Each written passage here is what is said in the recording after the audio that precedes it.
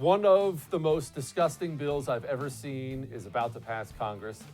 Joe Biden with some criminally dumb comments and also some good news. Maybe the best news ever. All that's coming up right now on I'm Right.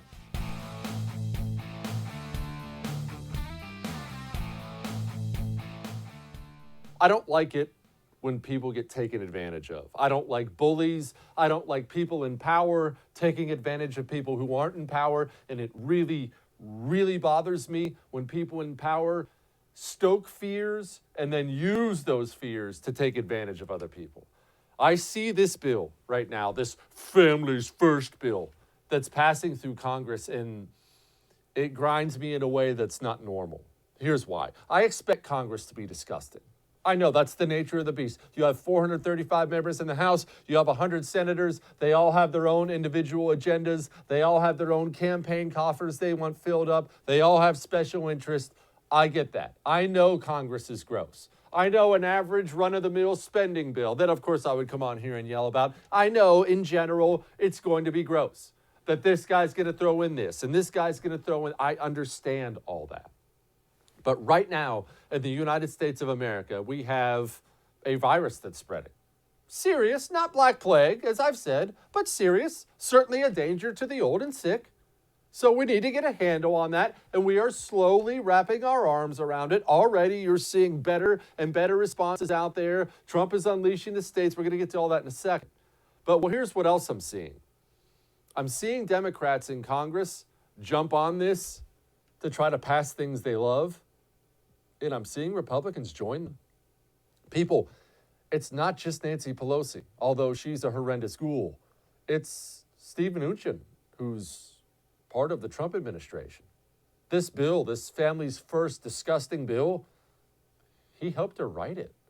On top of that, remember all those things that they've passed where they didn't give anybody time to read it? Think about that for a moment. Several of the worst things that have ever been passed. You're a United States congressman whose job it is to pass legislation, and they hand you a 1,000-page bill 30 minutes before you have to vote on it, knowing that you don't have time to read it. And they vote on these things, and these things become law. Even if it's all great, and you have to assume, unless you are an absolute dullard, you have to assume there's some really bad stuff in there, even if they are great. Don't you owe it to the American people to say, I'm a no until I can actually read the bill? And you know how you know this Families First bill is really bad? Oh, and it is really bad, by the way. Businesses of over 500 employees, they get exempted somehow from all the new burdens this bill puts on small and medium-sized businesses. You know, all the ones who spent the last 3-4 days reaching out to me saying, if this goes on for another week, I'm finished. If this goes on for another month, I'm finished. I have to fire everybody. Those businesses who are already about to go under, yeah, this bill takes a big, hot, steaming dump all over those people. But all those, big businesses, write those big lobbying checks, write those big campaign donation checks. Wow, they got an exemption. Man, that's really nice, right? Must be nice to be friends with these people. Look at the look on Nancy Pelosi's face, at this gloating, disgusting look when she not only talks about the bill that's passing, when she talks about the sucker chump Republicans who voted with her. So here we are. We did what we said we were going to do. Put families first with paid sick leave, paid sick days, family and medical leave, unemployment insurance for the children.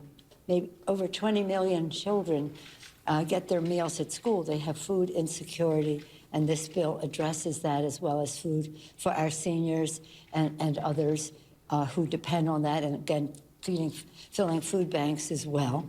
And we want an important court decision on all of that today. And then other issues that relate to three things: testing, testing, and testing. This is so important. And again, between the appropriations bill and this legislation, we should see, we've legislated, we should see the executive branch execute this legislation. So we're really very proud of that work. We could have passed our bill yesterday, just our own bill, which was a great bill, and is still a great bill, because that's what we're passing today. But we thought it would be important to show the American people, to assure the American people that we are willing and able to work together to get a job done for them. So we thank our Republicans, those who will be supporting the bill. We appreciate the president joining us with his tweet, but we are very excited about the prospect. Did you see the look on her face? I love that part when she took the football, when she said, we want to thank our Republicans, when she took that football and spiked it right in your stupid face if you're one of the Republicans who voted for that. That person doesn't even know what she voted for. And, we could have passed our bill yesterday, which was a good bill, and it is a good bill because that's what we passed today. Wait, what are you talking about, you utter moron? She didn't read it either. She got every special interest moron in Washington, D.C. Well, here's the things I always wanted. Call it a family first bill. It's about the coronavirus. Just go ahead. Don't bother reading it. Just pass it on through. These people are absolute and utter scum. And this is why the government has only grown for the last century in the United States of America.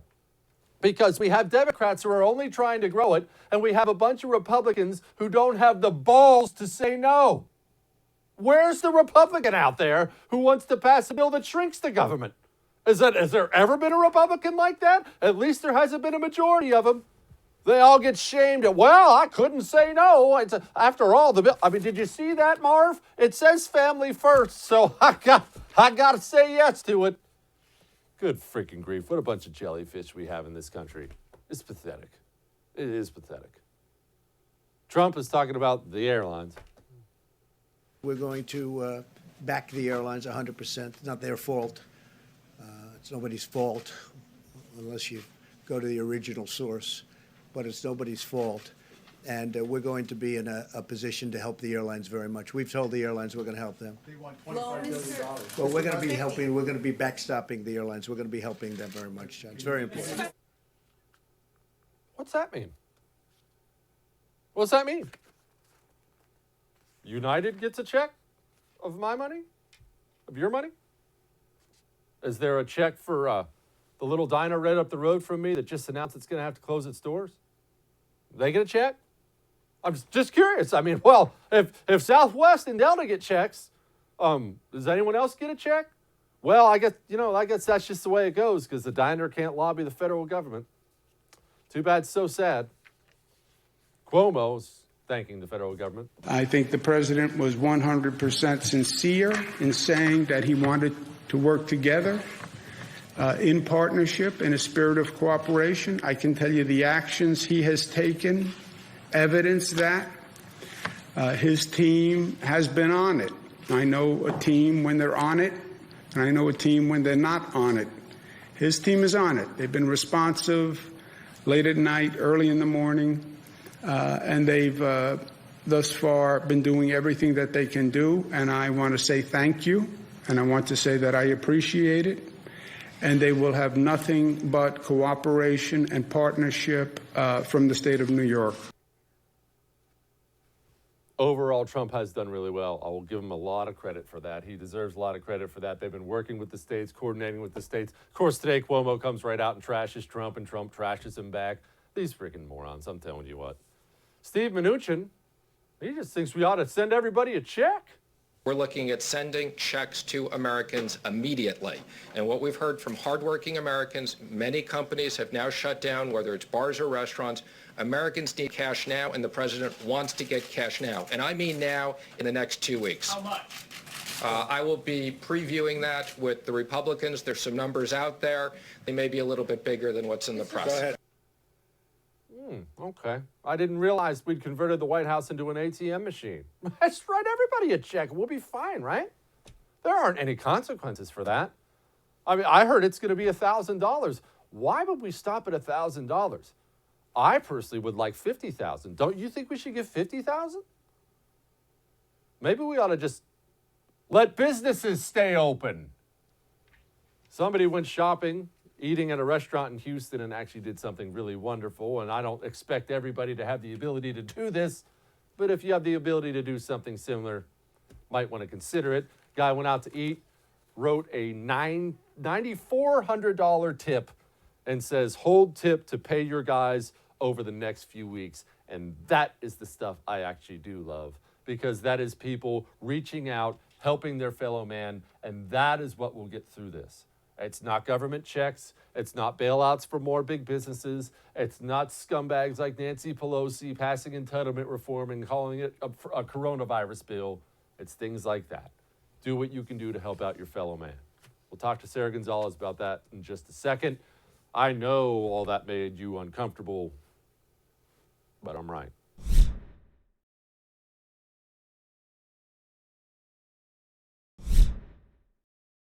Joining me now, host of the news and why it matters on Blaze TV, giving us a unique perspective from the female side and from south of the border, Sara Gonzales. Sara.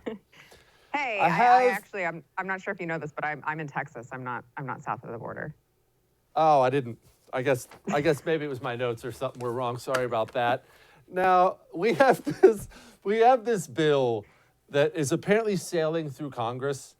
And it makes me want to just choke somebody right now that Pelosi and them have used a coronavirus epidemic that's wiping out businesses, that's scaring people, as an excuse for more entitlements, more giveaways to big businesses. And there are Republicans, Sara, and a lot of them, who signed on to this thing. What am I supposed to make of this?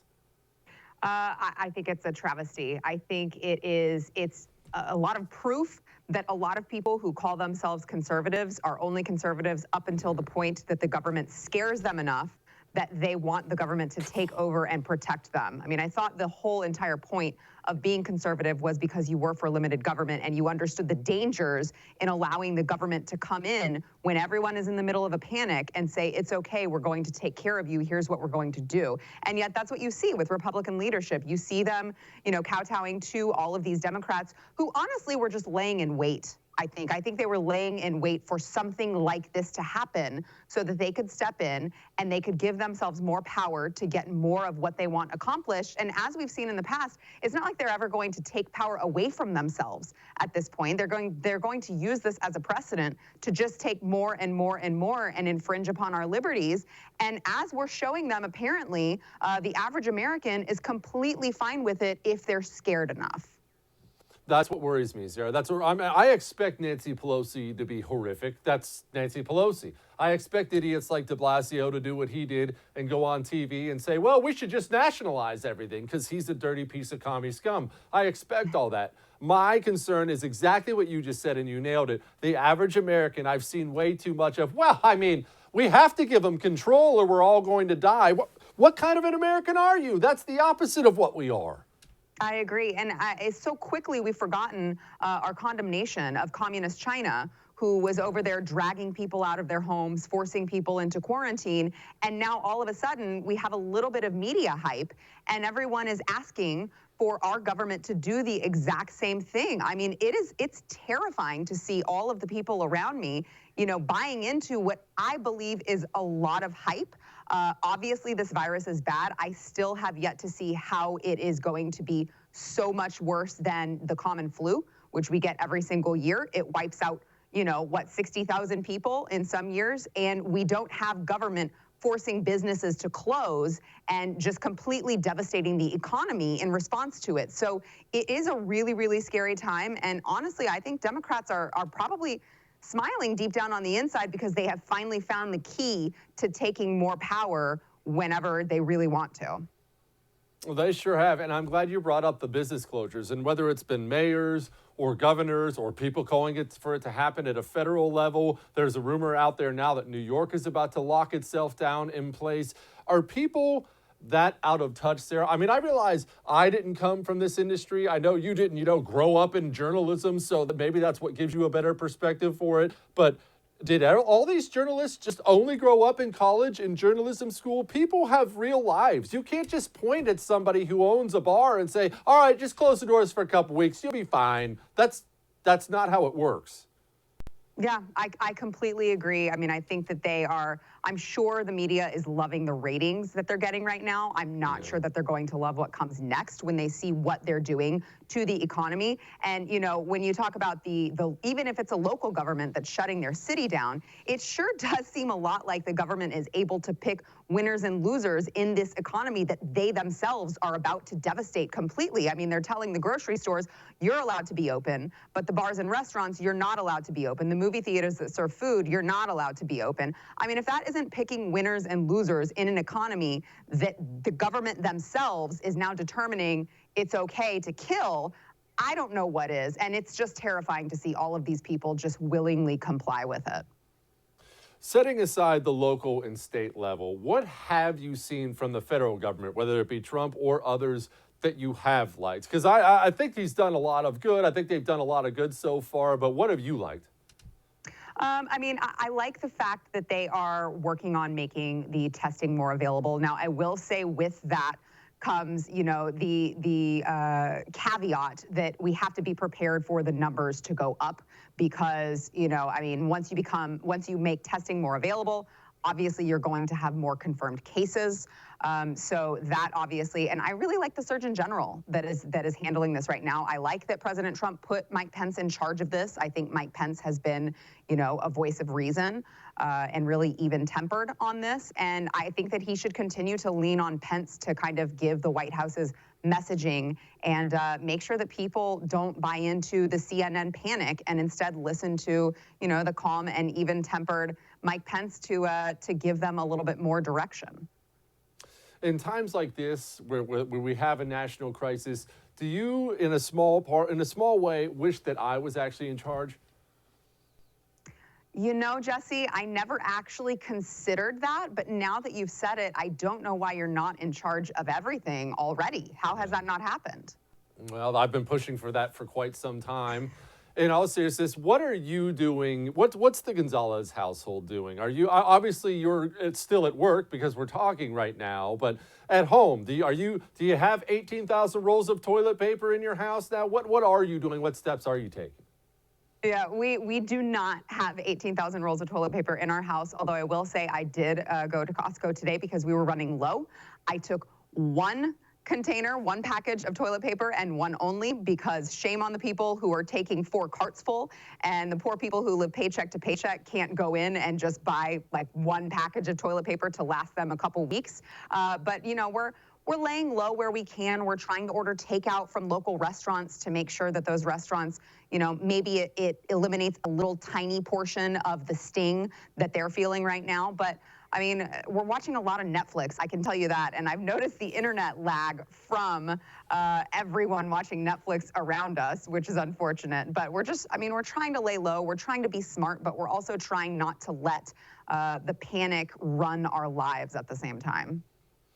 I don't know what your school situation is with your boy, but I will tell you from our perspective, I've got 2 boys now at home, 9 and 11.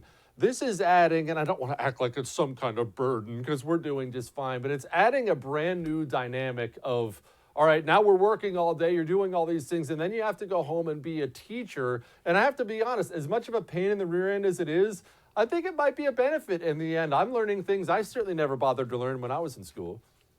Yeah, I agree. I think it's hard to see in the moment when you're a parent and you're a working parent and you're trying to juggle all of these things that you weren't juggling 2 weeks ago. Your kid was going to school and coming home, and now all of a sudden you have to immediately change that. But I think that it's a good opportunity for parents to, utilize that bonding time with their children. And maybe for some parents, it's a great time for them to remember why they don't homeschool. I don't know. Well, women didn't have that problem back in the 50s, Sarah. Sara Gonzales on Blaze TV. Watch all of her stuff. I appreciate you. Thank you. We have more. Joe Biden with, maybe one of the worst comments I've ever heard from a major presidential candidate. Hang on.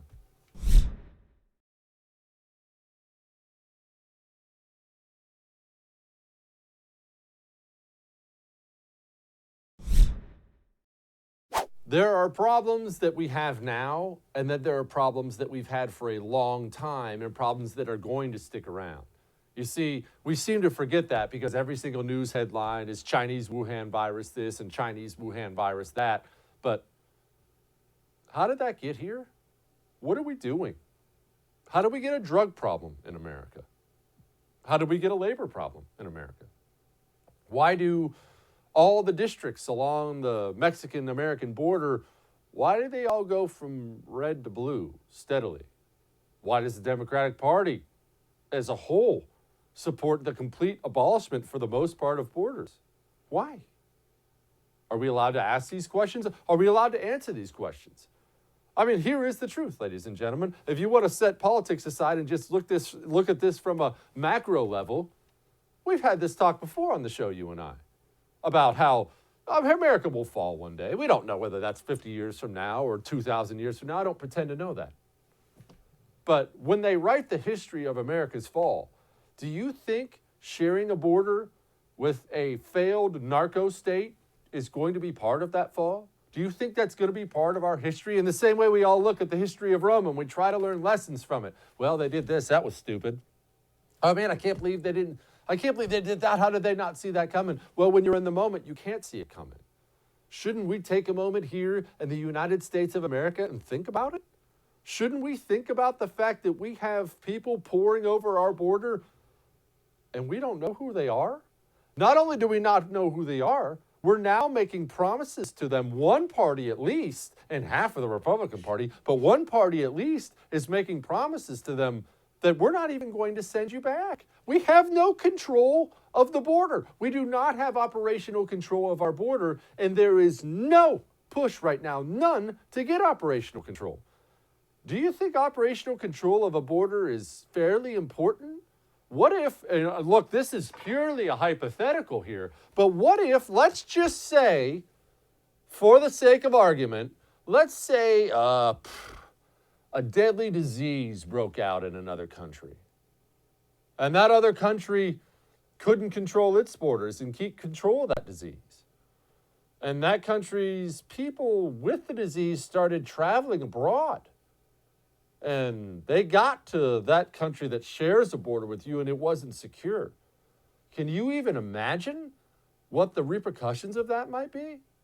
It's difficult to picture, but man, we might even see business closures and people's jobs being wiped out because of that.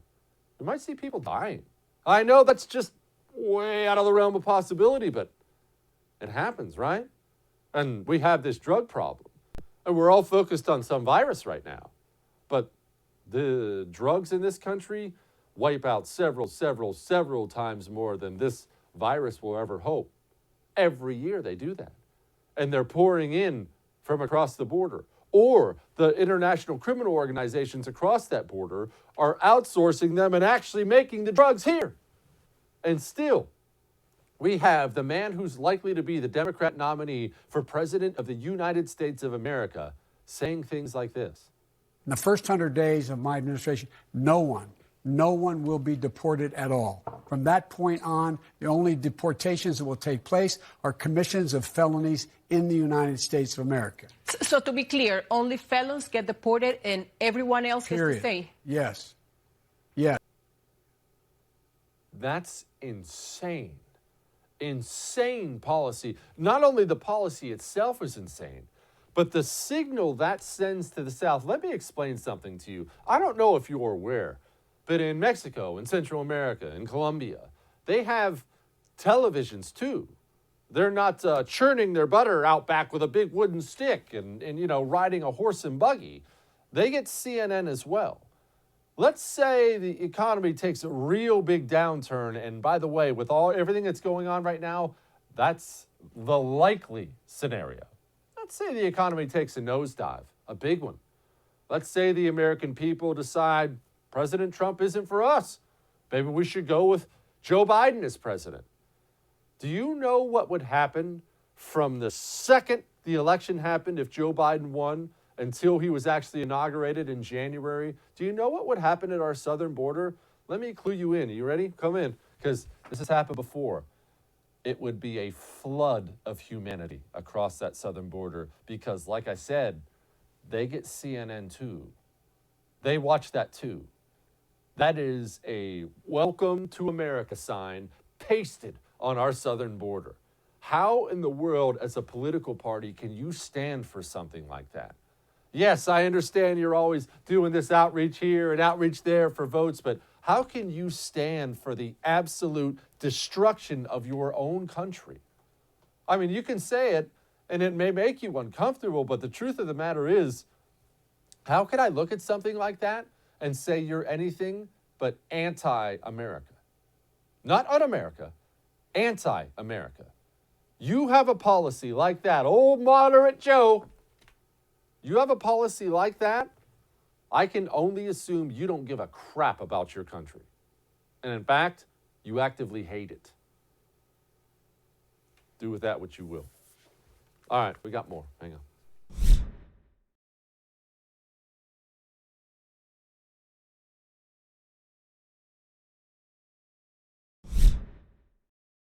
Joining me now, this has got to be one of the coolest titles for a guest I've ever had on the show. Former Director of DEA Special Ops, Derek Maltz, joins me now. Derek, before we get into all these idiotic comments from these politicians, tell me what exactly DEA's Special Ops does. Okay, so back in the 90s, there was some visionary DEA executives that came up with a concept to go after the Medellin and Cali cartels, exploiting their communications. So the project evolved. I took it over in 2005. There were 9 agencies working together in one location in Northern Virginia. But we expanded it to 30 agencies, 3 countries, and the NYPD. Because as you know, Jesse, that we now have a situation we've never faced in this country. We have to synchronize the efforts between the different law enforcement agencies, Department of Defense, and Intel community. So my center was like an operational synchronization center, and it was awesome. I mean, we made some good progress, but there's a lot of work to be done. And there's also a lot of issues to discuss about the place and the government in an overall response to this transnational crime threat. Yeah, a threat which has not gone away. And by the way, just for my own, this had to do, some of that at least had to do with some of those planes y'all were flying over Medellin that were picking up and tracking cell phone signals, correct? Well, I mean, look, there's a lot of parts to the program, but special operations focused on the judicialized elements of developing evidence, prosecuting these major kingpins in the United States. That was our mission. We had Department of Justice prosecutors working with us every day. So the goal was to develop evidence for prosecutions. There were a lot of different elements of government, DOD, others who were doing some great work, but our focus was on judicialized evidence collection and working with our counterparts to maximize impact. Can you explain for people that there are people here within our borders that are serious heavy hitters when it comes to this stuff? I think so many people get under the impression that, well, they're all in Mexico. Well, they're all in Colombia, and that's not necessarily the case, right? No, absolutely not. Jesse, first of all, when you talk about the Mexicans, this is a multi-billion-dollar enterprise. They're in the business to make money. Just like major corporations have risk factors, right? They build that into their business model. So these guys have people all over the United States from all of these major cartels. They're operating in our cities. They're walking across the border on a daily basis with little vials of liquid meth that they're producing in laboratories here in America. As an example, I don't know if your viewers are aware of this, but just in February in Atlanta is a command and control hub for the Mexican cartels. They hit a location with 1,300 pounds of crystal meth. In Los Angeles, just in the month of February, the end of the month of February, they hit almost 2,700 pounds of crystal meth. That is the business we're talking about. We're not talking about these mom and pop labs from the old days with guys cooking meth in their basement, right? This is industrial methamphetamine labs being utilized by the Sinaloa cartel, the Jalisco cartel, and right now it's out of control. See, the public is focused on all the, obviously now with coronavirus, that's really, really important stuff. It's a national health crisis and everything like that. So I don't want to minimize the importance of coronavirus, right? But here's what I would say as a taxpayer. We had 68,000 people dying of drug overdoses from these synthetic opioids and these other drugs that are coming in from the cartels. And there's been no sense of urgency to shut that down. So that's not going to stop because now more than ever, Jesse, people in America have a lot of anxiety, right? They're very, they're under stress. They're losing jobs. There's going to be more and more burglaries and crimes like that so they can get the money to go out to the streets and buy this poison. The problem is these little Oxycontin, they call them Mexi-Oxys, they're loaded with fentanyl. They're killing kids instantly. So we have taken our eye off the ball. I'm not here to wave like the DEA flag or any U.S. government flag. We're all in this together. Like, you know what I'm saying? Like, we have people that are dying overseas. My brother included died in Afghanistan many years ago fighting, enduring freedom. But now we have families losing loved ones every day. And it's the cartels. It's not the big pharma right now. So we don't even have that right. So big pharma bombed the country years ago, Jesse, with opioids. Everyone got addicted. Now they're going to the street because they need the high. They're addicted. They have a problem. Can you elaborate for me, and I'm sorry about this, but can you elaborate? I'm admittedly out of the game when it comes to crystal meth and its use, and I've lived a little bit in this life. I've never even seen it. But clearly when they're producing that kind of quantity, people, and more than just one or two guys, are consuming it here. Who is consuming this? Is it kids? Is this the bad neighborhoods? Is it rich people? Who is consuming this? Jesse, pretty much a lot of people all over the country. So let me just give you a quick evolution. It's important for you to understand this.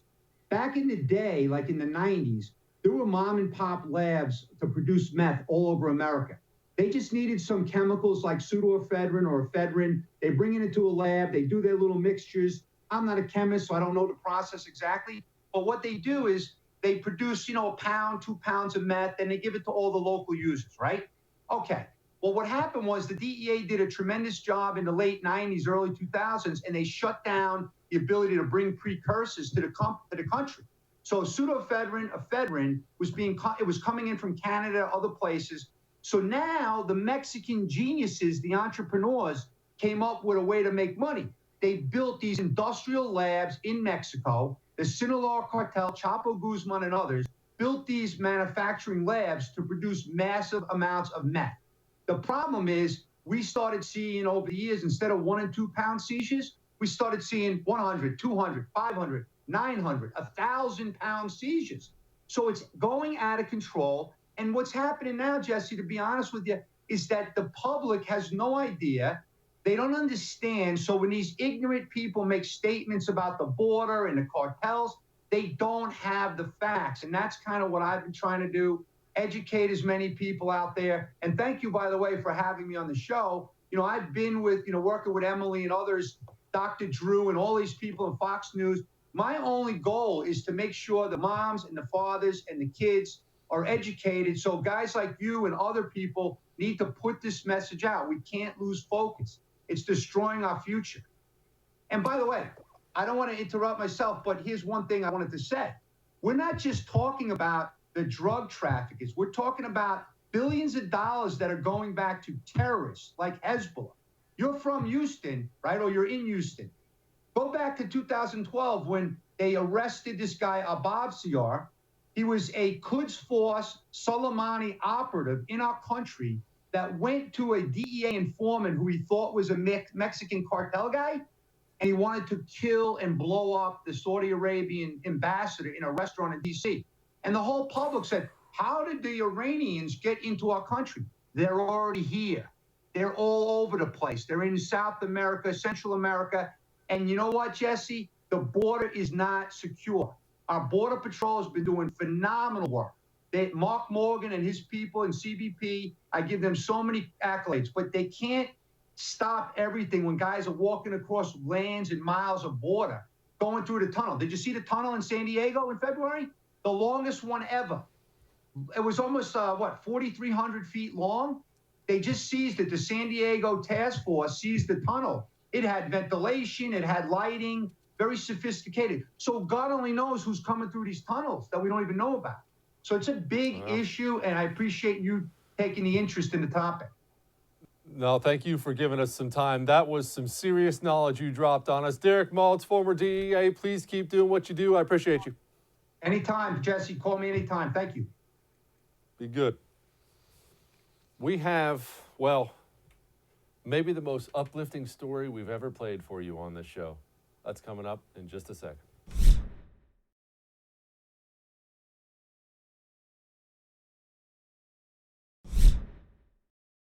We focus so much on the dark news out there, on the ugly things in life. And you heard the whole show tonight.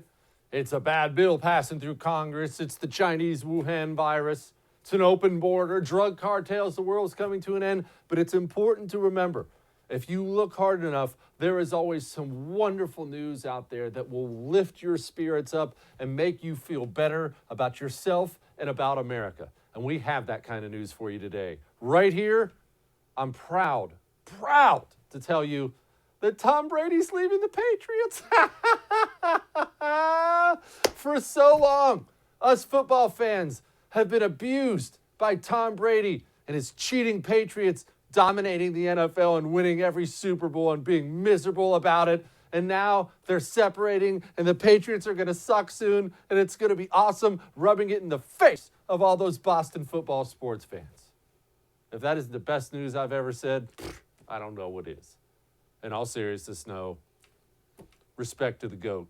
He is the greatest who ever did it. All right, we'll see you tomorrow.